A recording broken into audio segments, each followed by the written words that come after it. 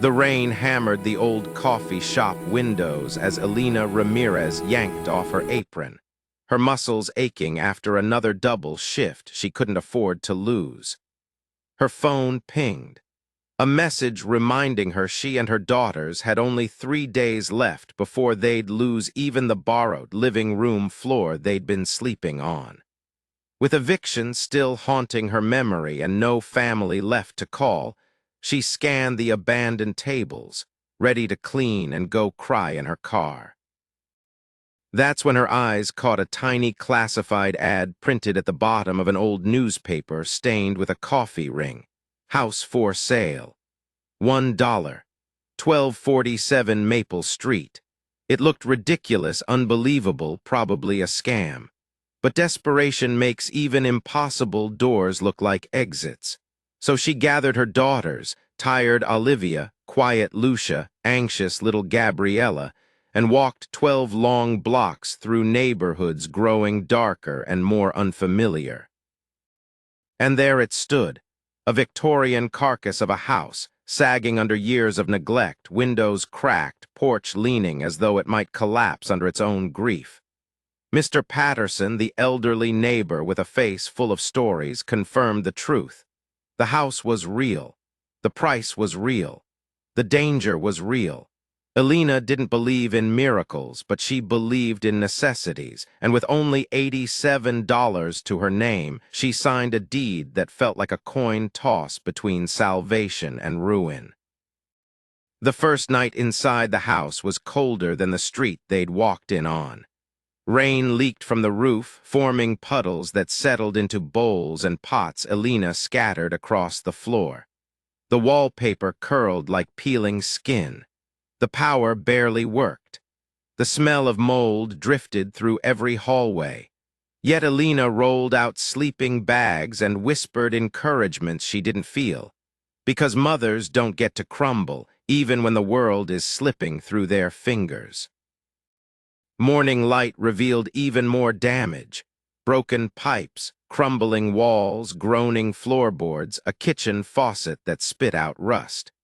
But she picked up tools she barely knew how to use and taught herself repairs from online videos in the dim glow of her dying phone battery. The girls helped, small hands scraping paint and sorting nails. A month passed with slow miracles. Electricity restored in 2 rooms, a donated heater humming warmth at last. But beneath everything, the house held its own silence, a heaviness that made even the shadows feel watchful. Late at night, Elena heard the basement groan with a smell that grew stronger by the day, a smell not of mold, but of rot.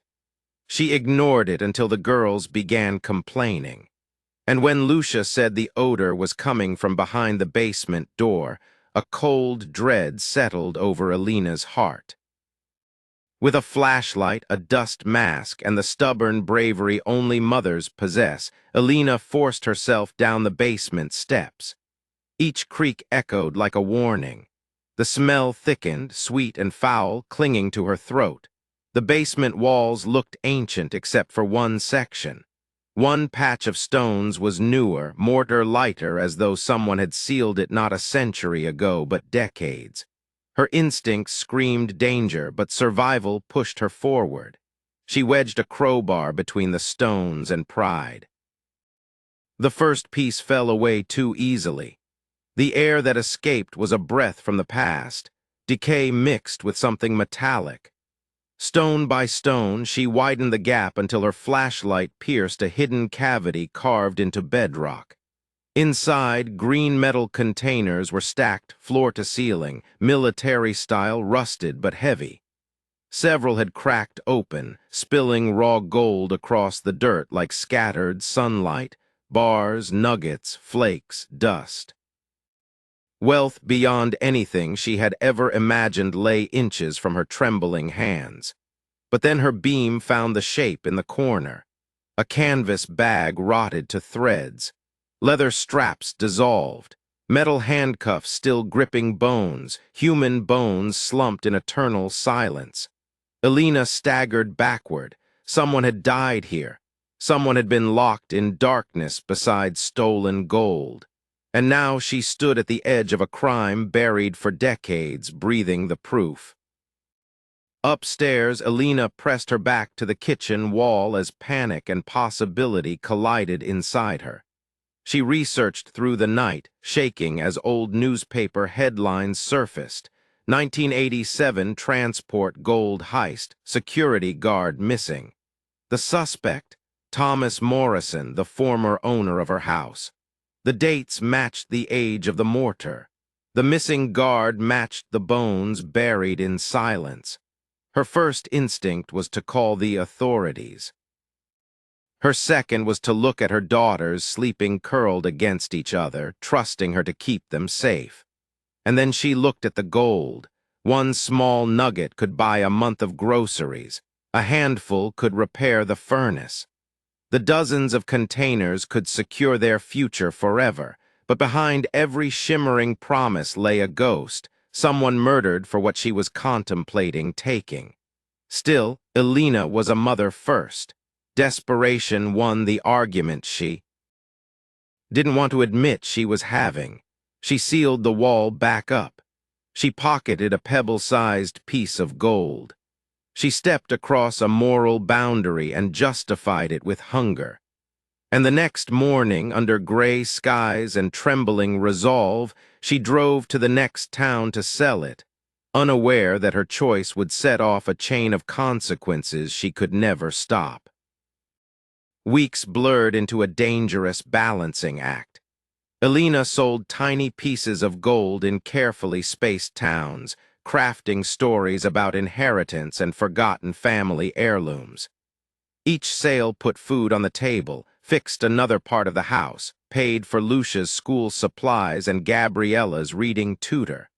The home transformed, warmer nights, painted walls, working lights. The girls blossomed in the stability they hadn't felt in months. But the more Alina rebuilt, the deeper her secrets rooted themselves. A man taking photos of the house. A letter with no return address reading only, "I know what you found." A familiar car lingering too long across the street. And then Agent Rodriguez appearing with quiet suspicion and sharper eyes, hinting that the stolen gold had never been recovered, implying she knew more than she could prove. The night fear became unbearable. Alina slipped out to move part of the gold to a hidden cabin far from town. But she returned home to find Olivia waiting, eyes glossy, voice trembling.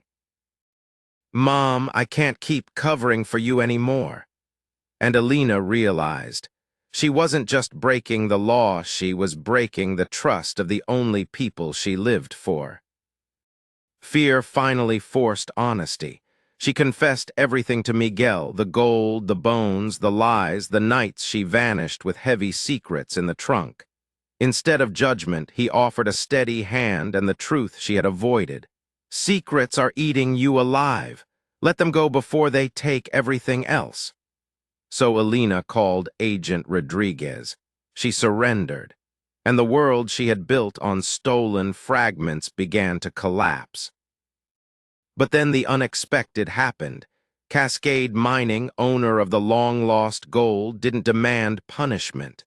They offered gratitude, relief, and a 20% finder's fee worth millions, crediting Alina for solving a decades-old mystery and returning a missing father's remains to his family. Suddenly, her worst mistake had become a doorway. The weight on her chest lightened for the first time in months. She had broken the law, yes. But she had also brought closure, returned truth, rebuilt a life for her children. It wasn't redemption yet, but it was a beginning, one she intended to use for something greater than herself. Months later, as the investigation closed and her immunity became official, Alina transformed guilt into purpose.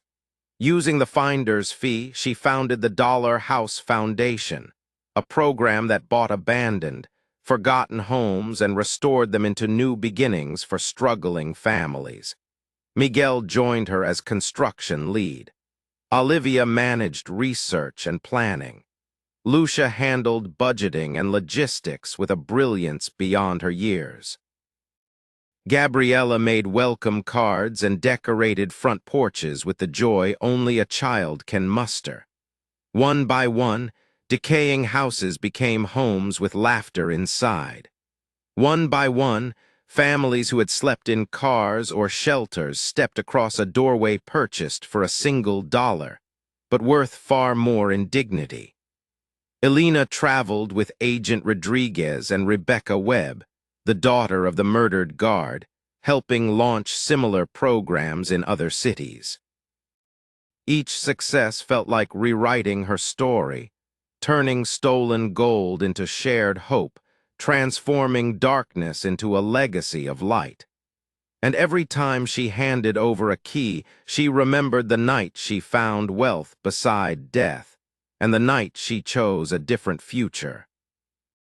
Now, years later, Elena stands in the doorway of the very house that once threatened to break her. It is warm now, alive, filled with voices she loves. Olivia debating college plans, Lucia solving equations at the kitchen table, Gabriella painting near the porch, Miguel laughing in the next room. The basement holds only tools now, no secrets, no ghosts, no gold. And the neighborhood around her glows with homes once abandoned, now alive with families touched by the foundation she built from her hardest truth. Elena touches the compass Miguel gave her long ago, the one that led her back to the path she'd nearly lost, and she whispers a promise to the memory of Marcus Webb, to her daughters, to herself. Even the darkest discoveries can become foundations for brighter futures when faced with courage. If this story touched you, let me know by liking, commenting, and subscribing so more people can hear stories like this. And before you go, where are you listening from and what time is it for you right now?